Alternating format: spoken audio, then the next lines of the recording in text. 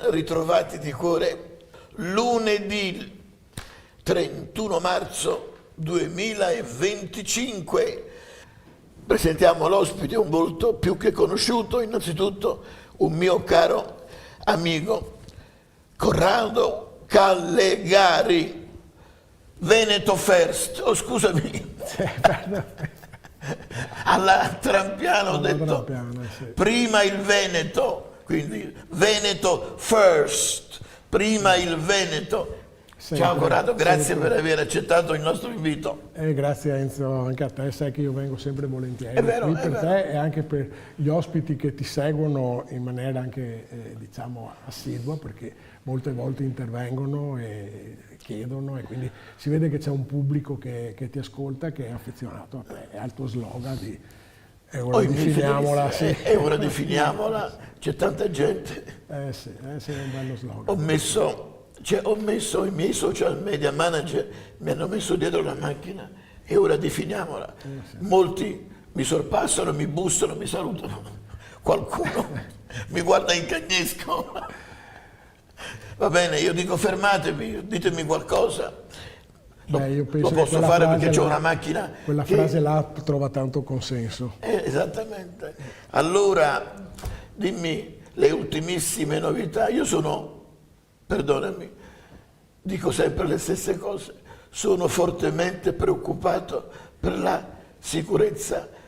Intanto la buona novella riguarda la fine del Ramadan, credimi, non ne potevo più, anche nell'opinione.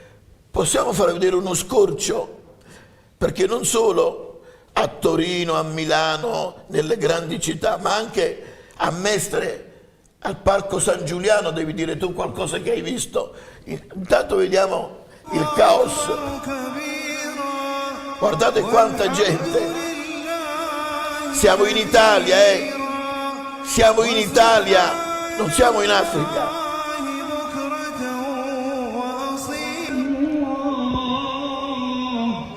إنه يعلم الجهر وما يخفى ونيسرك لليسرى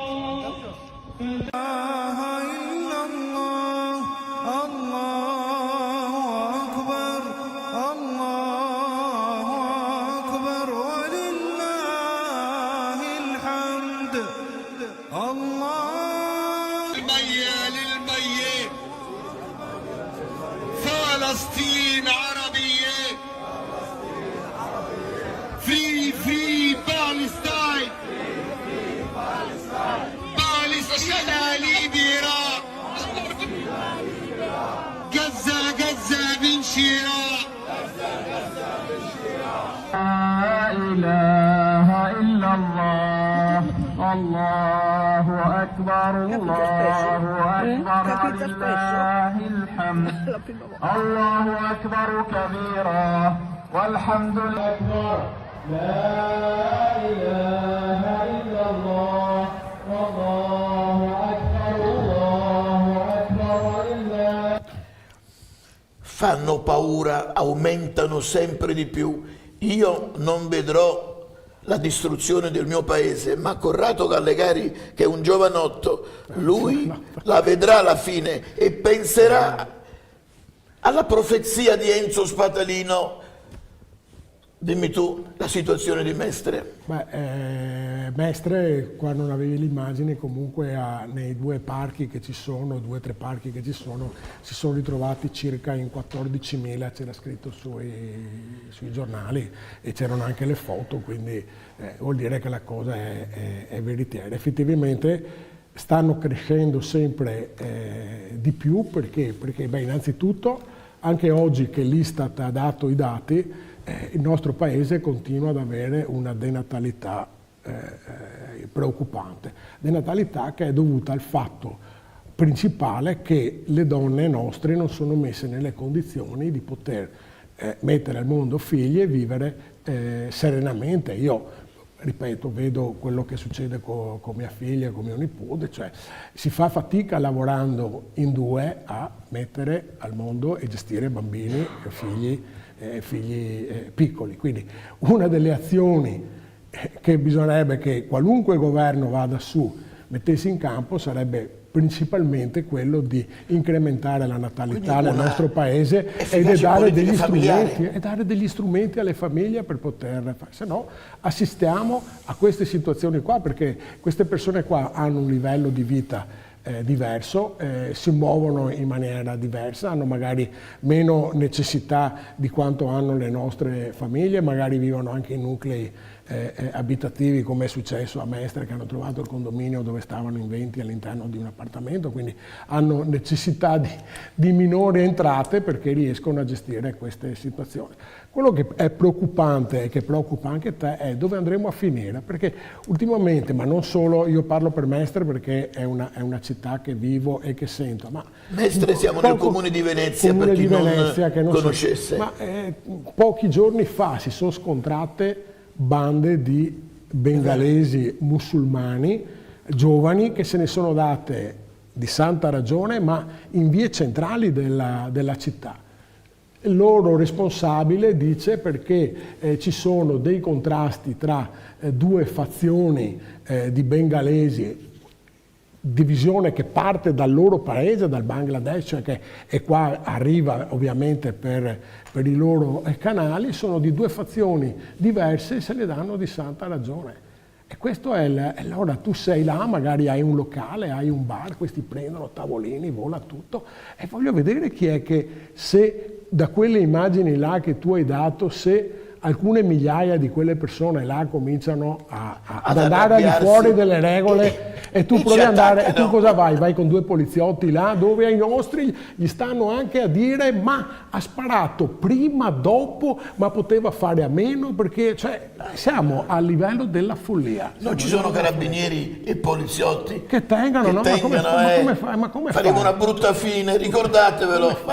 Però ricordiamoci che uno dei motivi principali è che il nostro paese ormai da decenni è in denatalità, cioè si fanno meno figli rispetto alle persone anziane che muoiono, e quindi andiamo, come si direbbe in un'azienda, si va sotto organico. Allora in sotto organico cosa succede? Che arrivano delle persone che prendono il posto di quelli che noi non riusciamo più a generare. Questa è la situazione. Quando tu vai a vedere le famiglie loro, vedi che hanno 4-5 figli. I nostri o non ne hanno o ne hanno a fatica uno. Poi ci sono quelli più bravi che magari ne mettono al mondo 2 o 3, ma cioè non c'è ricambio, e quindi noi siamo destinati a finire sotto questa gente qua, perché nel momento in cui loro prendono la maggioranza, ricordo quello che è successo nel Kosovo, cioè la gente sa cosa è successo nel Kosovo. Il Kosovo era uno stato che era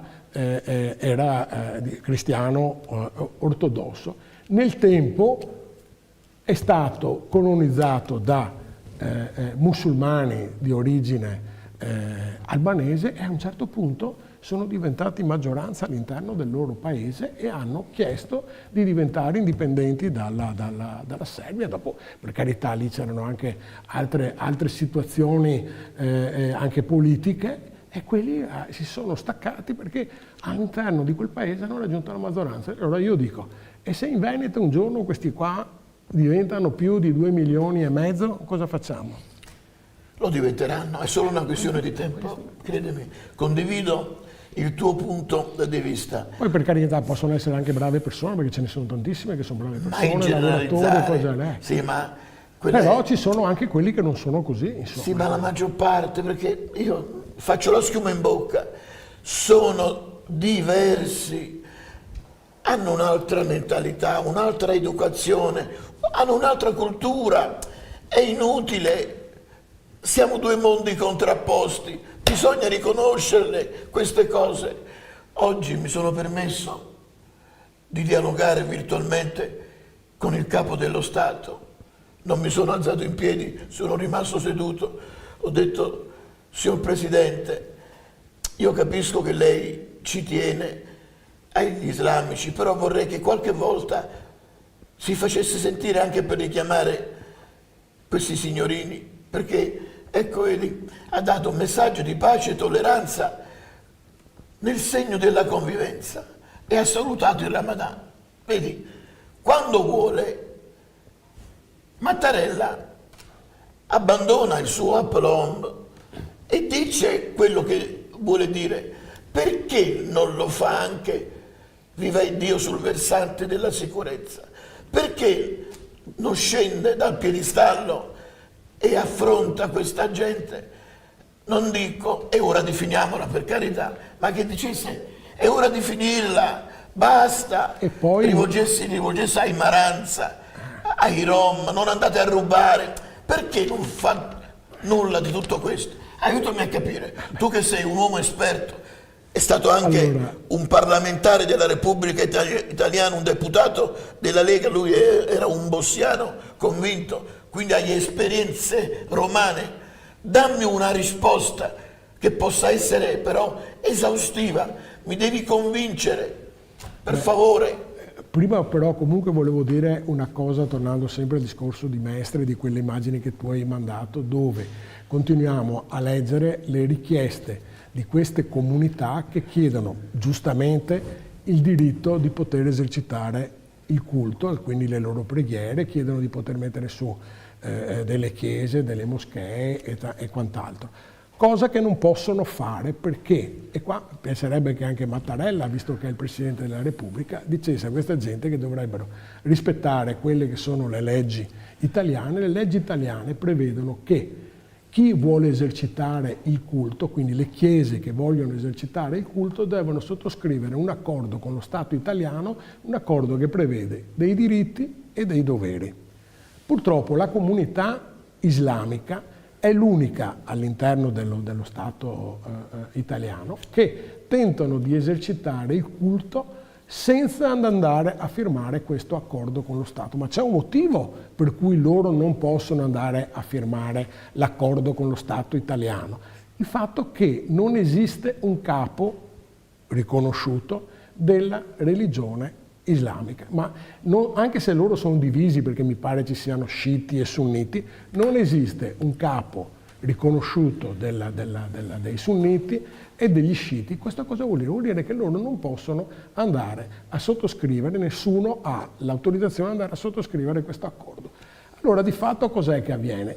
Che i nostri comuni si trovano un po' allo sbando, in difficoltà, perché hanno le richieste di queste comunità che chiedono di avere delle strutture a loro disposizione e si presentano, perché non possono fare altrimenti, si presentano facendo la richiesta di fare un centro culturale, perché non possono fare la richiesta di centro di culto perché non hanno sottoscritto l'accordo con lo Stato italiano. Però di fatto dopo che cos'è che succede? Succede che all'interno di questi centri culturali ovviamente si ritrovano per le preghiere. Poi quando sono in tanti, come è successo in questi giorni qua del fine del Ramadan, vanno a occupare aree estese, ma la loro richiesta sarebbe quella di poter fare delle moschee in ciascun cosa, senza però andare a sottoscrivere l'accordo con lo Stato italiano dove sono esplicitati bene quelli che sono i diritti e i doveri di queste comunità. Ma non lo faranno mai? No, perché non possono farlo. Allora di fatto ci si trova tra l'incudine e il martello. Situazione. E a me sorprende perché, per esempio, Mattarella, che è il Presidente della Repubblica Italiana, dovrebbe attivarsi per cercare di risolvere questo problema qua, e prima di lui gli altri presidenti della Repubblica e i presidenti del Consiglio. Chi lo aveva fatto a suo tempo era stato Bettino Craxi, che era quello che aveva rivisto e creato questi documenti per fare l'accordo, ma anche ai tempi suoi l'unico politico tutti che ha hanno pagato per sottoscritto, tutti. Tutte le chiese che esercitano il culto da noi hanno sottoscritto questo accordo, e l'unici ovviamente è la comunità islamica, perché non hanno un loro rappresentante. Dai la risposta alla mia domanda: perché Mattarella non mi accontenta? Perché non scende in campo a richiamare Rom, a richiamare Maranza, a lanciare dei messaggi, seppur di pace, ma che li richiamasse a comportarsi bene? Perché non lo fa? Non ci vorrebbe tanto, perché lui quando vuole, sappi, quando vuole Mattarella parla. Allora ci sarà quando motivo. non vuole, quasi sempre non vuole, affrontare tematiche, silenzio di Ma in tomba. questo caso qua dovrebbe dire che queste persone qua non sono autorizzate ad esercitare il culto perché per quello che prevede la legge italiana loro dovrebbero sottoscrivere Ma perché una non lo cosa. fa? Dammi, tu sei non un so, politico, io non lo sono.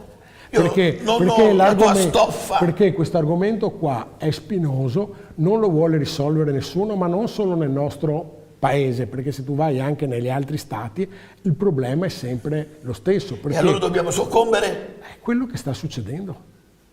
È Allora ho quello ragione io quando l'immagine dico che tu che hai l'Italia mandato. farà una brutta fine, Ma sì, è solo una ma questione se- di tempo? ma allora- Condividi allora- questa mia preoccupazione? Se ti Bene. dico che Bene. in una, Apri intanto i centralini, mentre continua a parlare se una città come Mestre, Callegari, apri anche i centralini, grazie. se una città come Mestre che fa 200.000 abitanti, tu hai già una comunità islamica che va a pregare, perché dopo ci sono anche quelli che non vanno a pregare, di 14.000 persone. Cioè, sai cosa vuol dire? Sono 14.000 numero persone. consistente. È un numero consistente. È un numero consistente, quindi Fanno paura, dai, fanno un po' paura. dai. fanno comodo, ma adesso c'è stato un esponente loro della comunità che è diventato membro del direttivo di una sezione di Ma sai qual è il grave? Fratelli d'Italia a Mestre. Guarda, infatti ne ho parlato la settimana scorsa. Fanno a gara il PD, i Fratelli d'Italia e la Lega a prendersi. Perché è una questione, cercano i consensi, no? Cercano i consensi. Vabbè, ma ci vuole Poi magari ti ripeto, ma la dignità, la coerenza. queste persone, dove la metti la coerenza? so. Ma secondo io potrei prendere, io segretario di un partito, potrei andare alla ricerca di questa gente. No, ma magari queste Ma no, persone, ma neanche allora, queste persone possono sotto essere anche, tortura io lo farei. queste persone saranno sicuramente rispettabili, perché ti ripeto, tutti di loro non è che siano tutte persone soggette alla criminalità organizzata oppure Ma non ho integraliste o parlato, cose no, del genere. no, attenzione, io non ho detto questo, però su una cosa devi darmi atto, siamo completamente diversi, c'è un significato alla parola, vengono da un'altra cultura, un'altra religione, un'altra identità, altri usi, altri costumi, altre abitudini, apparteniamo a due mondi. Ma io lo griderò sempre, E allora nel rispetto della mia coerenza. il compito io della non politica cambio. di Mattarella cosa è mettere tutta questa gente di fronte alle proprie responsabilità e quindi trovare degli accordi intelligenti senza lasciare che la cosa vada avanti. Quante così. volte da De Debbio hanno detto, se ho visto, dagli imam, rispetti la legge vostra dell'imam, la legge islamica o la legge dello Stato. E quasi sempre loro dicono per noi è importante la nostra legge, quindi noi abbiamo in Italia persone che non si adeguano. 14.000 persone che E a questo è Mestre il vanno grave, a che pregare. nei salotti televisivi non si dice niente di tutto questo. 14.000 persone che vanno a pregare col tappettino al parco di Mestre sta a significare che queste sono persone integraliste. Indottrinate, se ne fregano dell'Italia. Almeno noi abbiamo il coraggio, la coerenza di dirle queste cose. A me dispiace per la gente è signora preoccupata. mi dispiace per la signora che ha votato anche lei speranzosa come tante persone la Meloni, ma per chi come me ormai naviga all'interno della politica. Ma l'ho votata anch'io. Lo so, ma io te l'ho sempre detto che vero. ti saresti loro. Perché vedi, la signora ha detto una cosa giusta, cioè è dagli anni 80 che sono cominciate a cambiare le cose. Ma dagli anni 80 ad oggi, in 40 anni, non sono andati al governo solo i comunisti, cioè sono stati governi di centro, sono stati governi di sinistra, governi Ma di quasi destra. sempre governi di centro-sinistra, Allora, questo è il primo governo di centrodestra. Berlusconi che ha governato 15 anni quasi e ha governato con un governo di centrodestra dove c'era avevano i numeri, dove c'era la Avevano i Lega, numeri. dove c'era la Lega e dove c'era anche AN a quei tempi dei Alleanza Mancini. Quindi, Nazionale. ripeto, ha governato Anche la il Cavaliere sinistra, ha sbagliato. il centro e la destra, adesso c'è Però la Meloni. Non l'hanno fatto neanche governare i magistrati, Dai, vabbè, però insomma, lo hanno aggredito, dai, diciamo anche questo. Allora, se vogliamo entrare nel dettaglio delle cose, ti dico quello che è il mio pensiero. Allora, il problema, tu sei attrezzato a dire il problema cose. di un'immigrazione come quella che ha subito il nostro paese è dovuta al fatto che ci sono organizzazioni criminali nel nostro paese come negli altri paesi che si accordano sulla pelle di questi poveri cristi che arrivano da paesi, diciamo, nella miseria, non tutti, perché per carità arrivano poi anche persone che potrebbero starsene nel loro paese, ma vengono gestiti dalla criminalità organizzata. Da noi la criminalità organizzata è fortissima perché riesce a gestire queste cose qua, ma riesce a gestire anche, si può dire, il Parlamento, perché ricordiamoci, tu hai due miti che sono lì, che dici dei giudici, no? Erano i miei giudici preferiti, Giovanni Falcone e Paolo Borsellino. E perché li hanno uccisi e non hanno detto troppo niente? Onesti. Bravo. Quelli erano i veri magistrati, esatto. Onesti, puliti, e li hanno fatti fuori. Adesso sta gente arriva. Io mi ricordo che anche quando si stava valutando, i tempi in cui io ero giù a Roma, che Maroni aveva fatto l'accordo con la Tunisia e con altri paesi per cercare di rimpatriare tutta questa gente qua, che parlando poi all'interno, cioè questa gente qua quando arriva ha il cellulare in mano e ha già il numero di chi devono chiamare quando sbarcano in Italia, perché poi li prendono e li portano in giro, perché chi è che gestisce ormai nel nostro paese il traffico spiccio di droga, di prostituzione, cioè tutta questa gente qua, ma dietro non c'è il povero Cristo albanese che fa, dico albanese per dire straniero, senza identificare un'etnia, perché non è neanche giusto identificare, che spaccia o che gestisce la prostituzione. Non è lui che gestisce tutti questi soldi qua, gestisce chi sta dietro, perché ai tempi in cui appunto mi battevo per queste cose qua, perché io ho fatto i prestidi contro la prostituzione sul telaio, tutte queste cose qua, cioè calcolavo che c'erano sul telaio, ai tempi che furono, negli anni che facevamo i presidi, 100 prostitute lungo tutta la strada che collega Mestre a Venezia, che è una stradina rispetto a tutto il territorio nazionale. Queste ragazze qua, quant'è che incassavano ogni sera? 200 euro, 100 euro, 200 euro, moltiplica per queste 100 ragazze che si prostituivano, moltiplica per 30 giorni, cioè sono miliardi. Chi è che incassa? Non rincassa certo né la ragazzina che è in strada né quello che la porta, che una volta ai tempi degli anni 70 come li chiamavano i papponi, no? Cioè, con la figura storica, quindi vuol dire che dietro questo, il protettore.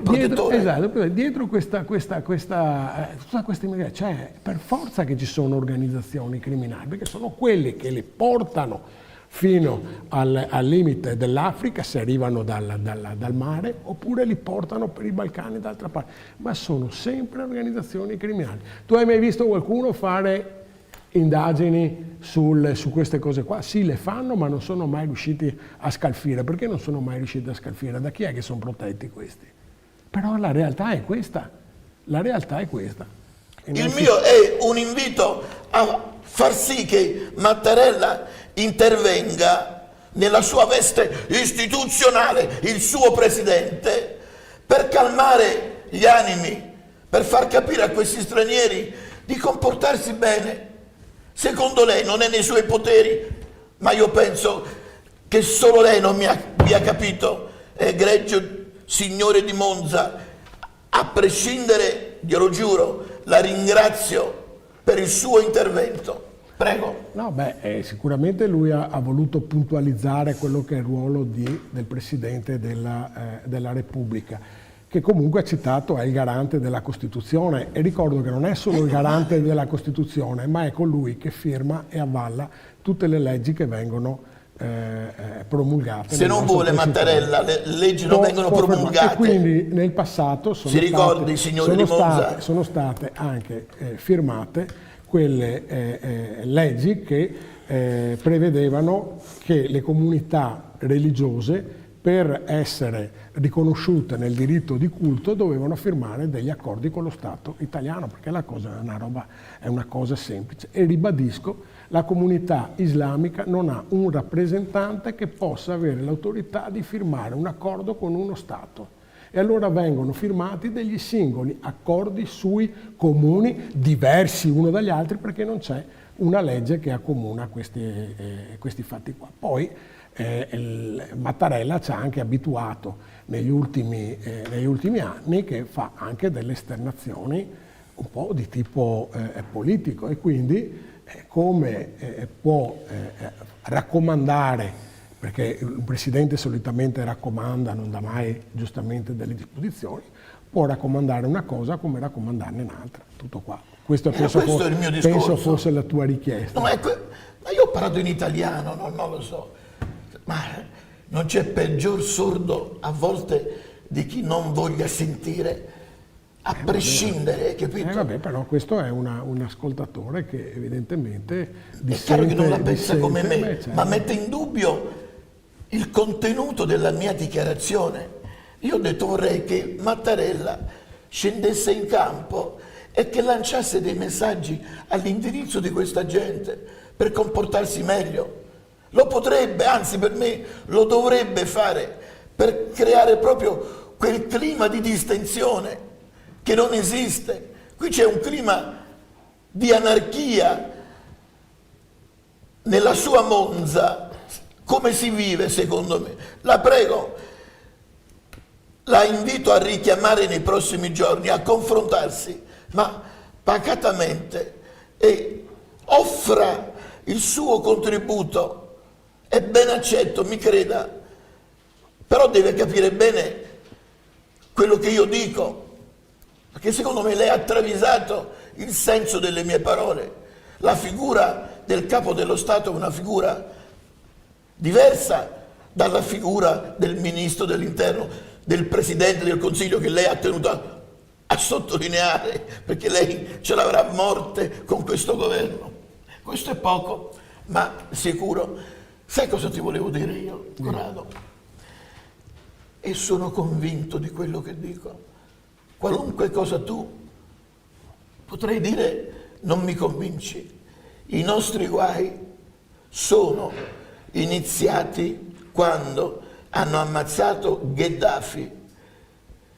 La Francia e l'Inghilterra si sono sostituiti, in particolare la Francia e l'Italia. Noi avevamo una corsia preferenziale. Eliminato Gheddafi è successo di tutto, l'anarchia. Molti diranno, ma era un dittatore selvaggio. Ma era l'unica maniera per mettere ordine nelle sue tribù. Credetemi, tolto Gheddafi dalla circolazione, sono iniziati i problemi per l'Italia.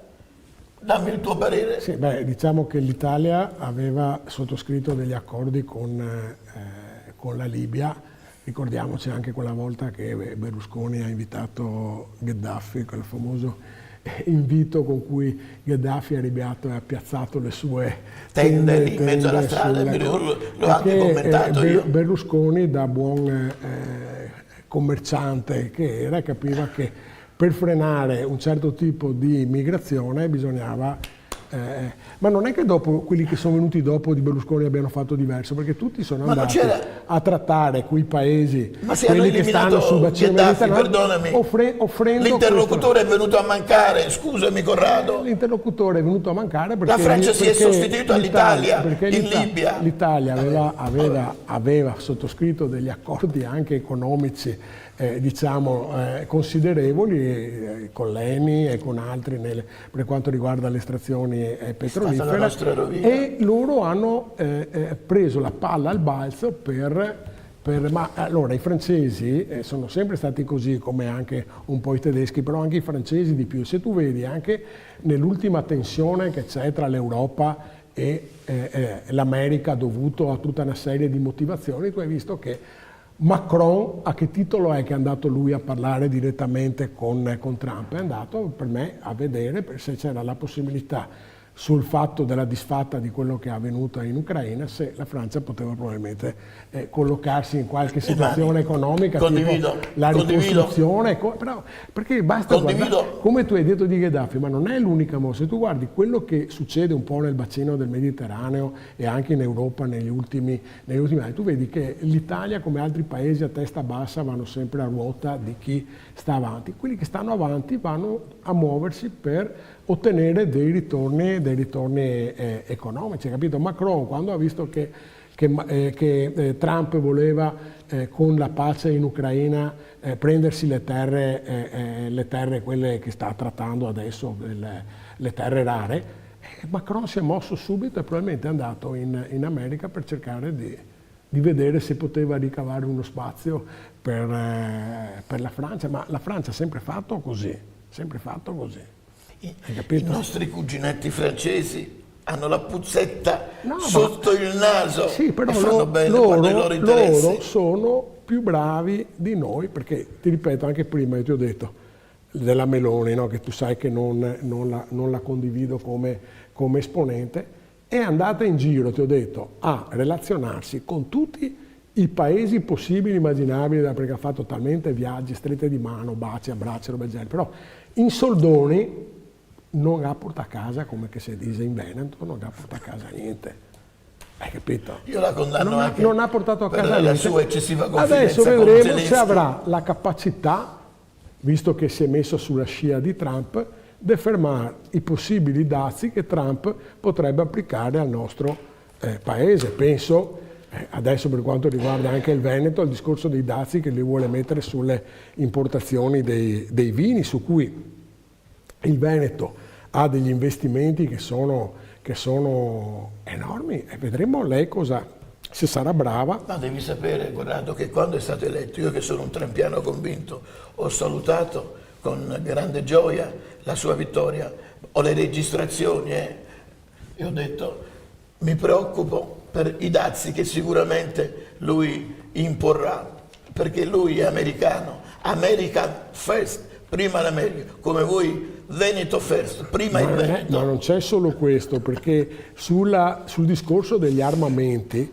che c'è questa corsa che l'Europa vuol far sfrenare, la Germania agli sta armamenti. trasformando, sai come la chiamano la tua amica von der Leyen? Non è mia amica, è la Meloni che l'ha votato, io non l'ho votata la von der Leyen. Sai come stato in aula?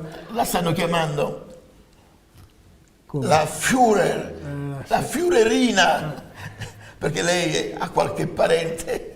Allora, Trump col Führer, con i nazisti, che economicamente non è proprio stato e vedremo delle stupido, belle con la Germania. ha tolto il discorso di fornire armi alla NATO, ai nostri paesi, per fronteggiare un possibile pericolo X.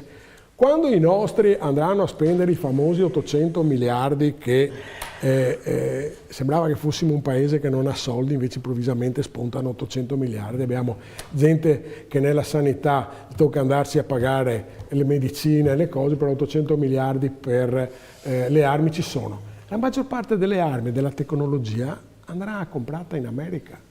Cioè, hai capito cosa fa? Cioè, Trump ha detto: io non vi do più i soldi, non vi do più armi nella NATO, di queste cose qua, se volete ve le comprate. E dove che le andiamo a comprare? Da loro. Bisogna andare a comprare da loro. Come è successo, scusami, con il gas russo, ci ha detto: non comprate il gas russo, vi vendo il mio, a che prezzo? Maggiorato, è normale, ognuno fa i propri interessi. Eccoci di nuovo insieme a voi. Parlavo durante la pausa pubblicitaria con il mio amico Corrado, ho detto: ma il Presidente della Repubblica, ti ricordi, e lo dico a quel gentile signore di Monza, quando ha paragonato i russi a Hitler, e secondo lei, onestamente, al di là dell'attacco che lei ha voluto portare alla mia persona, ci sta, ci può stare, ci deve stare, siamo in democrazia, ma secondo lei era proprio necessario che Mattarella dicesse quelle robe? Su via, convenga con me, lui quando vuole parla, ma aver paragonato la Russia che ci ha liberati ai nazisti di quel paranoico, di quel pazzo di Hitler? La dice lunga o no? O vuole contestarmi anche su questo che ho detto? La invito a richiamare, a confrontarci. Lei è di sinistra, io sono di destra. Il bello della democrazia, senza alcuna offesa. Prego. L'unica cosa che volevo dire all'ascoltatore, di quello che vuoi. La prima cosa che io non sono più della Lega ormai da 10 anni, cioè, come ha precisato Enzo, io sono stato nella Lega di Bossi perché ho creduto nel progetto che aveva Bossi. Quando Bossi non è più stato segretario, dopo sono venute fuori tutta una serie di cose che non c'entravano niente con la Lega originale, io me ne sono andato via. E anche sui giornali che leggo continuamente che dicono Lega, Lega, no, è la Lega Salvini Premier che non ha niente a che fare con la Lega Nord delle origini di Bossi, cioè sono due cose completamente diverse. Ecco, questa era la prima roba che approfitto volevo... per dirti cosa volete fare voi prima il Veneto. Ecco, fai conoscere un po' velocemente le vostre idee, i vostri programmi. Perché prima il Veneto? Allora, prima è un il movimento Veneto, indipendentista. Prima il Veneto perché ci siamo voluti richiamare allo slogan con cui per la prima volta la Lega di Bossi aveva preso la regione del Veneto. Però, come succede molte volte, i politici poi si dimenticano del motivo per cui sono andati al governo della regione e quindi noi ce ne siamo usciti fuori e abbiamo dato proprio come nome provocatorio al nostro movimento prima il Veneto. Siamo andati fuori in polemica con le svolte nazionaliste che adesso si sono viste dove sono andati a finire e a parare, che nulla avevano a che fare con la Lega federalista. Mi fa sorridere quando leggo oggi sul giornale che Stefani, il segretario della Lega, dice che federalismo e sovranismo possono convivere. No, sono due cose agli antipodi, perché uno è nazionalismo puro, l'altro invece è autonomia federalista. Sono due cose completamente diverse. Volevo dire, scusami ancora all'ascoltatore di prima, che è vero e viene citato poco che negli ultimi 80 anni l'America ha creato, gli Stati Uniti d'America, perché non confondere con l'America che è un continente, ha creato problemi in tutto il mondo, a partire dalla Corea al Vietnam, alla Cambogia e dopo a venire qua, cioè hanno sempre creato dei problemi di guerra in giro, ma perché probabilmente perché hanno le lobby delle armi che vanno a vendere armi. E ripeto, adesso Trump intelligentemente gli risolve il problema comunque alle lobby delle armi, lui non va a fare le guerre, però gli fa vendere le armi ai cretini, scusami il termine, agli come dire, ingenui europei che dicono sì, armiamoci e andiamo a comprare le armi dall'America. Ecco, l'ultima cosa, sempre perché l'ascoltatore di prima ha fatto delle puntualizzazioni tutte molto interessanti, quando ha parlato dell'assegno unico per coloro che hanno i figli. Ma l'assegno unico è niente rispetto a quello che sono le esigenze che le famiglie che mettono al mondo i figli vivono tutti i giorni. E probabilmente l'unica soluzione per me che si dovrebbe applicare è che una famiglia che mette al mondo dei figli deve avere il diritto di poter tenere come una volta si diceva in casa, in maternità, o la mamma oppure anche il papà, ma non per 30 giorni, 60 giorni, cioè i figli vanno seguiti, dovrebbero avere la possibilità di stare a casa dal lavoro, magari alternati, per mesi, se non per anni, perché poi di fatto molte donne si mettono anche in part-time per cercare di seguire i figli, oppure in part-time si mettono anche adesso i papà, ma con stipendio intero, perché se no una persona non riesce a mantenere i figli a scuola avendo lo stipendio dimezzato, e quindi bisogna fare proprio un intervento economico forte e impattante per permettere di invertire questa tendenza che il nostro paese ormai ha da decenni, cioè quello della denatalità. un commento rapido. È quello che ho detto prima, cioè che questi poveri Mando cristi una rosa. arrivano qua, ma chi è colpevole di tutto questo sono le organizzazioni che gestiscono sta roba, perché se ognuno di questi paga migliaia di euro per venire da noi, questi migliaia di euro chi li incassa? Non certo quello che porta al barcone, quello è uno stipendiato, prenderà 500 euro per portarli con la barca, sono le organizzazioni criminali. Pensate solamente se ognuno di quelli che sbarca da noi o che arriva dai Balcani paga 4, 5, 6 mila euro, anche di più, chi è che incassa tutti questi soldi qua? Cioè, è un business enorme, è un business enorme. Allora, possiamo dare in anteprima qualche notizia relativa alle prossime elezioni regionali o è tutto lo stato embrionale? Ma sai, lì c'è una partita che si gioca interna al centrodestra. No, voi come movimenti indipendentisti? Ma noi come movimenti indipendentisti stiamo lavorando e cercheremo di presentarci. Vanno avanti con le famose trattative? Per presentarci. Non è semplice perché quando non hai finanziamento pubblico dei partiti, quando non hai tante cose, è difficile riuscire a muoversi. Del resto poi la gente si ferma solamente agli spot televisivi e quindi bisogna avere soldi per fare campagna elettorale. Quello che io dico alla gente, perché adesso c'è stato l'ultimo problema che ho visto, che è successo sempre fatalità a Mestre con gli alloggi Atter, dove un presidente dell'Atter è andato a dire: ragazzi, la cuccagna è finita, non ci sono i soldi per sistemare le case dell'Ater fatiscenti che dopo dovrebbero essere date in comodato non gratuito ma economico alle famiglie che hanno bisogno. E io dico, ma noi diamo 15 miliardi di euro ogni anno all'Italia dal Veneto. Altro che l'autonomia che ha chiesto Calderoli e Zaia e gli altri. Noi altri vogliamo i nostri schei in Dio, cioè non ci interessa il discorso di dire, perché tutti parlano sì la competenza della materia e roba del genere, ma intanto dentro in saccoccia si tengono 15 miliardi di euro ogni anno. Ma voi sapete quante cose potrebbe fare il Veneto con 15 miliardi di euro ogni anno? Si potrebbero dare le case a chi ha bisogno, si potrebbero dare le pensioni più alte a chi ha bisogno, si potrebbe dare finanziamenti alle imprese perché riescano a essere più competitive. Invece noi regaliamo ogni anno 15 miliardi di euro allo Stato italiano. Sono tanti, eh? È per questo che prima il Veneto si dichiara movimento indipendentista, perché noi non vogliamo più questo meccanismo qua.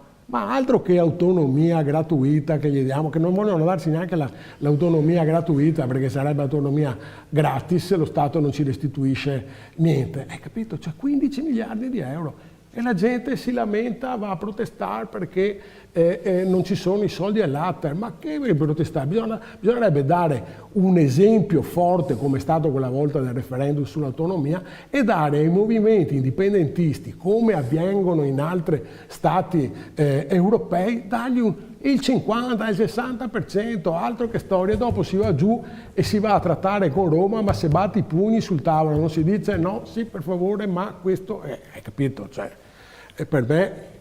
E dopo metterei come slogan finale: e ora definiamola su questa cosa. Quando tu mi hai detto prima fight, è perché io preferisco quell'altro slogan, perché è tuo. Ecco, fight è un po' che viene anche ad altre, ma è ora definiamola, è uno slogan by Spatalino, basta. È tuo, anzi lo devi registrare prima che te lo freghino, lo fa registrato, capito? Perché è un termine. Sai che ho fatto, ormai siamo agli sgoccioli, un libro, il titolo è Sacchetti a perdere, puntini puntini, e ora definiamola. Sì. Poi ti farò sapere quando esce il libro, faremo una conferenza, qualche maniera. Dunque io vi ricordo che più tardi c'è l'opinione di Enzo Spatalino alle 20:30, se la perdete c'è la replica mattutina delle ore 7. Vi invito poi, se volete, per saperne di più sul mio conto, a seguire il mio sito, le mie origini, le caratteristiche, i difetti, i pregi nel sito www.enzospatalino.tv. La mail risponde Alessandra Meazzo, enzo@enzospatalino.tv. Un ultimo pensiero. Sì, se ci fossero più spatalini in circolazione le cose forse andrebbero meglio. Con la mia Questo lo coerenza, posso dirtelo nel perché bene e nel male, però io rimango coerente con le mie idee. ti conosco da tanti anni ed è per questo che vengo sempre volentieri. Io non cambio mai. Per il resto dico sveglia Veneti, cioè bisogna che se svegliamo, non deleghiamo ad altri il nostro futuro. Mancano 2 minuti, ci vorrebbe un'ora e più per parlare delle Beliardo. prossime elezioni regionali. Io ti dico il mio parere, non ti voglio condizionare, poi sarai tu a dire relativamente alla scelta della persona che possa diventare il prossimo presidente della Regione Veneto. Io ritengo che il tutto si giochi a Roma, al di là di quello che dicono qui nel Veneto. E questo è il problema dei Veneti, che i Secondo giochi te del mi Veneto si sbaglio a giocano. pensare che è Roma che deciderà chi sarà il E il futuro problema dei presidente? Veneti è che le cose del Veneto non le gestiscono qua, le decidono a Roma. Questo è il problema. O ci svegliamo, grosso problema, onestamente. o ci svegliamo o continuiamo a restare a 90 gradi. È una scelta che il Veneto deve fare, se no, come che si dice sempre, paga Veneto, Pantaon e Tasi. Voleranno gli stracci comunque, perché Fratelli d'Italia butterà sulla bilancia come Brenno i numeri, che in politica tu mi insegni che i numeri contano, però il Veneto è un feudo leghista. Le scelte del centrodestra Accetteranno quelli della Lega di avere un presidente di Fratelli d'Italia? Allora, succederà la guerra. Al di là di quello che decidono, ma se il nostro futuro lo sceglie la signora Meloni, che è di Roma, il signor Tajani, che è di Roma, e il signor Salvini, che è di Milano, non c'è un Veneto. Bravo, ecco, questa è la questione. Abbiamo finito. Viva il Veneto libero e indipendente. Sempre l'ultimo saluto per il nostro regista. Ciao a tutti. Grazie a tutti, buona serata.